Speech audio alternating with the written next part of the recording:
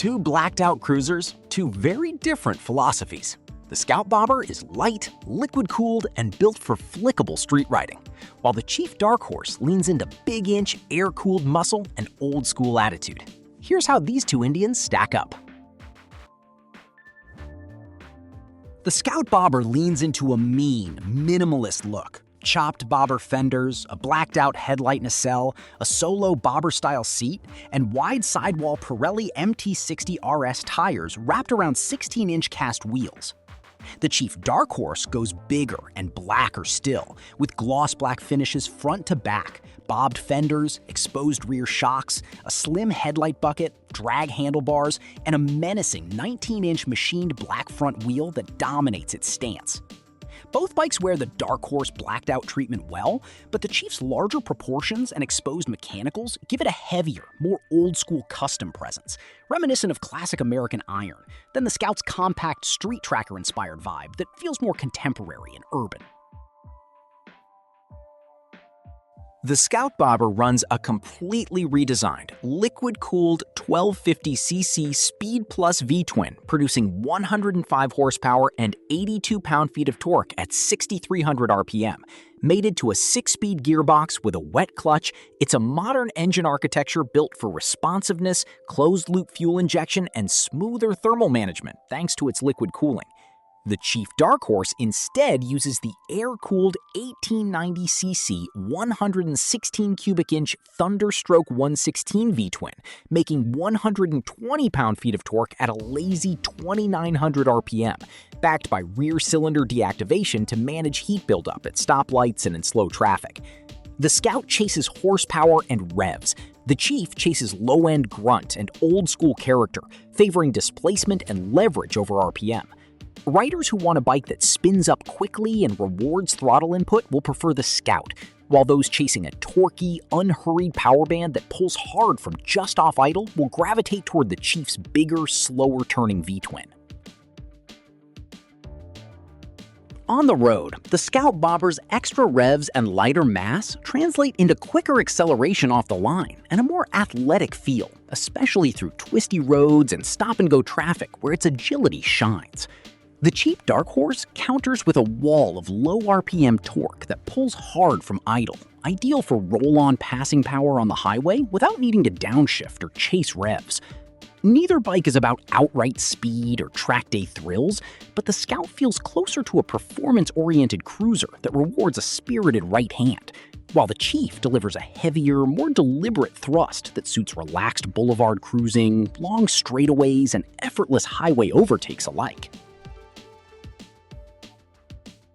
The Scout Bobber weighs roughly 522 pounds dry, 542 pounds ready to ride, making it noticeably easier to maneuver at low speeds, in parking lots, and through tight city traffic where quick direction changes matter. The Chief Dark Horse tips the scales at around 648 pounds dry and 670 pounds fully fueled, well over 100 pounds heavier than the Scout. That extra mass gives the Chief a planted, substantial, road-hugging feel at speed, but demands more muscle at a stop, on an incline, or when navigating tight U-turns and parking lots. Newer, smaller, or shorter riders will likely find the Scout's lighter, more compact chassis far less intimidating to live with day to day, while heavier or more experienced riders may welcome the stability the Chief's added heft provides at highway speeds. The Scout Bobber uses a slammed 51mm front suspension setup with reduced rear travel, part of its low, aggressive bobber stance, prioritizing look and a lower seat height over cushioned compliance over rough roads. The Chief Dark Horse runs a 46mm conventional telescopic fork with 132mm of travel up front and preload adjustable rear shocks offering 75mm of travel, allowing riders to dial in preload for solo or two-up riding. The Chief's setup is more forgiving over rough pavement, potholes, and expansion joints, and it's better suited to longer rides, while the Scout's tighter, lowered suspension favors its custom aesthetic and shorter hop usability over long-haul comfort on rougher roads and counters. Both bikes come equipped with ABS as standard, but their braking setups differ in scale to match their respective weight and intent.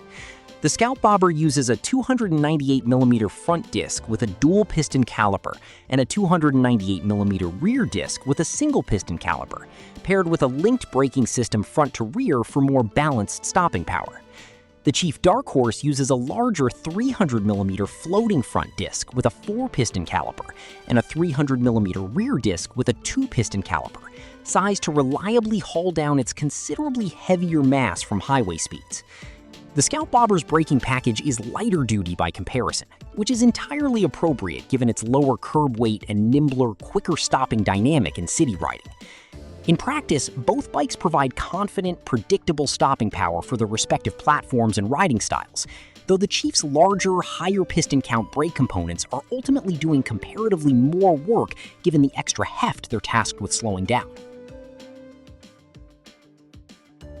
The Scout Bobber boasts an industry-leading low-laden seat height of 25.6 inches, paired with mid-mount foot controls that keep the rider's weight centered beneath them for a confidence-inspiring, easy-to-flat-foot stance. A big reason nearly a quarter of Scout buyers are new to riding altogether. The Chief Dark Horse sits slightly taller at roughly 26 inches, also with mid-mount foot controls, but its drag handlebars and larger overall proportions create a more stretched out, classic cruiser riding posture. Both bikes remain approachable for shorter riders compared to much of the cruiser class, but the Scout edges out the Chief as the more beginner-friendly, easier-to-mount option overall. Both bikes share Indian's Ride Command ecosystem in their respective trims, but equipment leans differently. The Scout Bobber's base trim keeps things simple, while its Limited Plus Tech trim adds cruise control, traction control, selectable ride modes, a USB charge port, keyless ignition, and a 4-inch Ride Command display with Bluetooth tethering. The Chief Dark Horse comes standard with keyless ignition, cruise control, ABS, rear cylinder deactivation, and its own 4-inch Ride Command display, putting more rider-centric tech on its single, more expensive trim than the Scout Bobber's entry-level version offers out of the gate.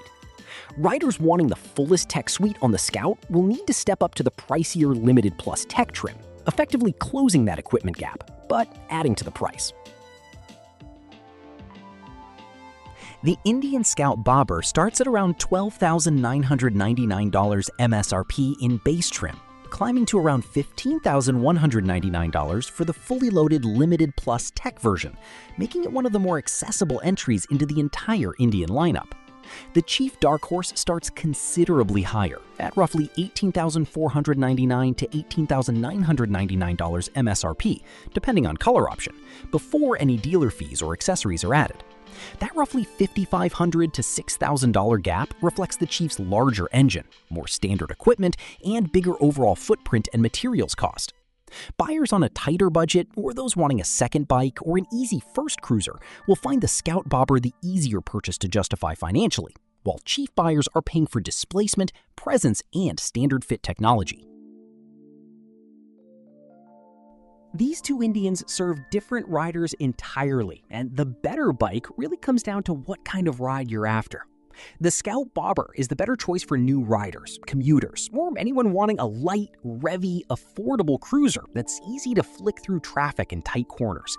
Its low seat height, manageable weight, and modern liquid-cooled engine make it especially approachable for riders building confidence or shopping on a tighter budget. The Chief Dark Horse, meanwhile, is built for riders who want big-inch torque, a commanding road presence, and a more traditional air-cooled cruiser experience, and who don't mind paying a premium and hauling extra weight for it. Neither bike is objectively superior. The Scout Bobber wins on agility, affordability, and accessibility, while the Chief Dark Horse wins on torque, road presence, standard equipment, and old-school engine character. Choose the Scout Bobber if nimble, budget-conscious fun is the priority. Choose the Chief Dark Horse if you want a heavier-hitting, classic American cruiser experience with more standard tech and unmistakable attitude baked in from the factory.